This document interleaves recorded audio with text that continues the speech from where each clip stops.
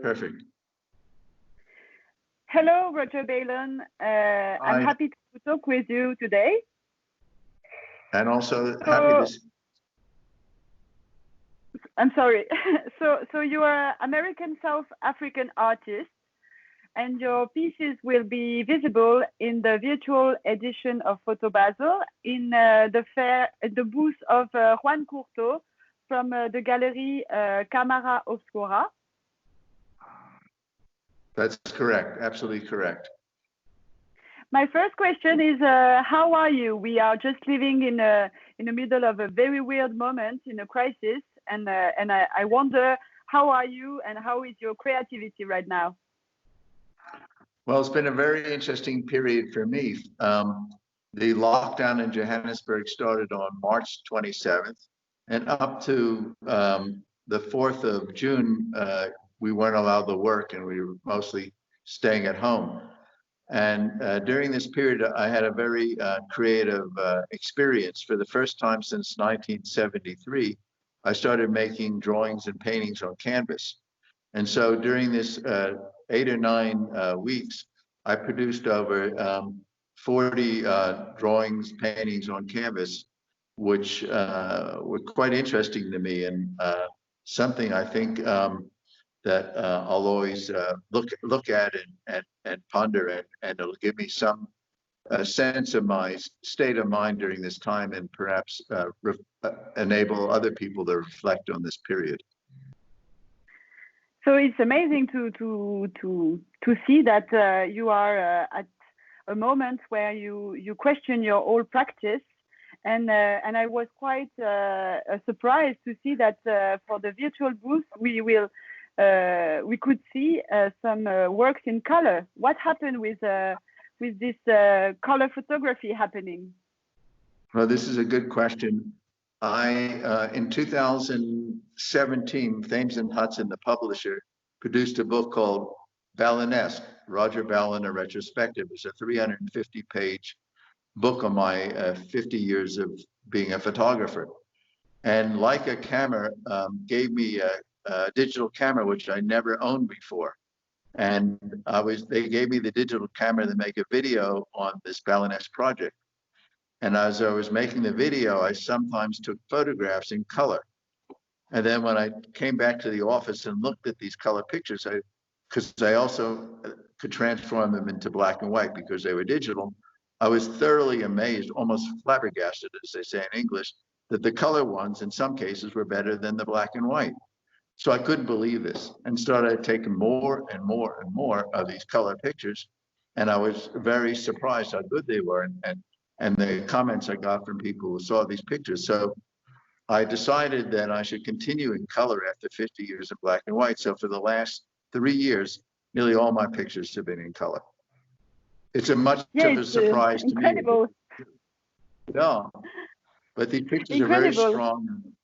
Yeah, and they're linked to Roger Ballen, but on the other hand, there's a color aspect. But so it's been challenging, and it's enabled me to put my state of mind in another zone, and I think it'll put other people also in another state of mind, or put them into another photographic zone, which is the important thing for me. I'm a psychologically based photographer. And it's quite impressive that all this world you created in black and white, we can feel the same in color. I mean, all the Ballenesque environment is still here, with even if in color it doesn't change. We have this incredible universe, which is really yours. Yeah, well, this is the thing. You have to find your focus. You have to find your core, and you have to work on it. And you shouldn't be swayed by just trying to do something for the purpose of doing something different. It has to be something that comes from from deep inside, and it has to reflect that level. I don't want to ever produce stuff that is on another level below what I did before. In a way, it has to maintain its authenticity, and I guess.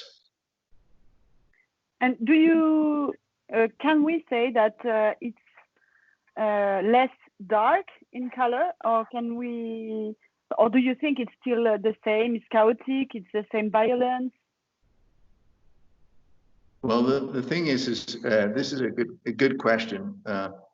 First of all, I never see my pictures as dark. If dark usually means that people haven't resolved things in their own mind. So whatever, if they see something dark in my pictures, it's because they haven't come to terms with themselves. So ultimately, it's a form of light. It's a form of enlightenment, this darkness.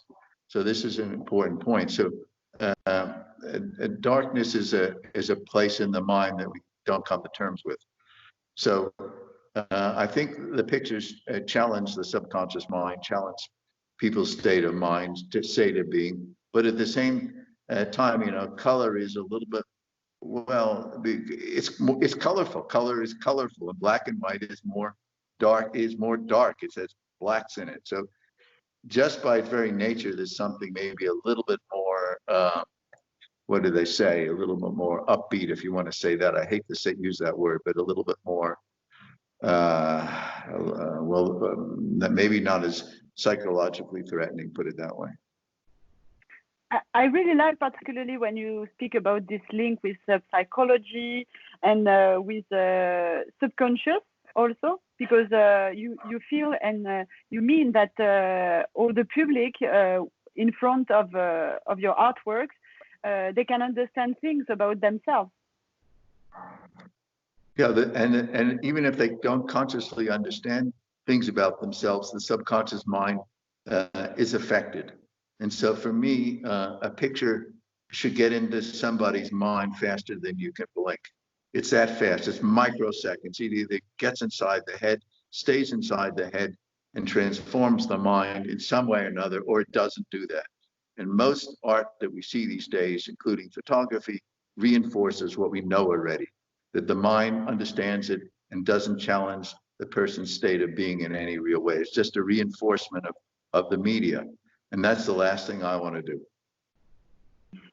So you talked about painting on canvas, you talked about videos, and you did a lot on different media. So do you have any limits, or do you feel that even now you are in a process that can grow and grow?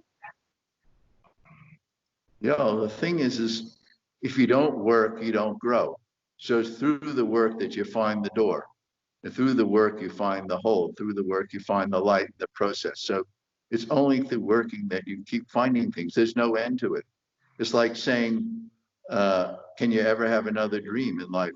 Why, after 70 years of being on the planet, are my dreams every night are different? So if you work and you're dedicated and you have passion, you will keep finding those doors because there's no end to it. The puzzle that we're trying to come to terms with is ultimately insolvable.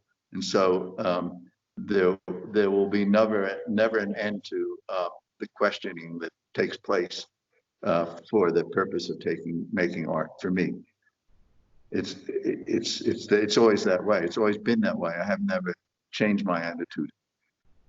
So, you know, we maybe can feel that you are going to continue to experiment. Yeah, I have to. If I don't challenge myself, then there's no point doing it. And that's always the way I've always operated. It has to be a challenge to myself. It has to be a process of enlightening myself about my state of mind in the world. If it doesn't do that, then I should be sitting on a beach somewhere in the Caribbean.